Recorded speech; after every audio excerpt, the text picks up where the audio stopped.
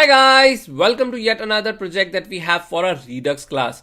Now again, we have already finished our math app, and keeping all of that aside, let's start with a new project. And as you can see, what we have in this project, it's called Shopper Stop. Again, it is every shopper's delight, but everyone has a kitty that they can spend, so everyone has a pocket cost. So here you have a $50 cost that you can spend on your groceries for this month.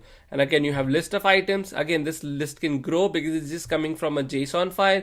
You can increase as many items that you want, but this is just a sample. Again, the moment you add something, it'll go into your shopping bag and you can see what's your stats, which means what's the cost, how many kilocalories, and what's the weight.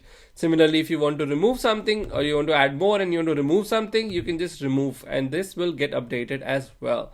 Now again, the moment you go ahead and do a budget of $50, the moment you go negative, this will start showing negative. And again, you can reorder and make sure what you want. So let's say now your budget is 0, so you cannot purchase anything more.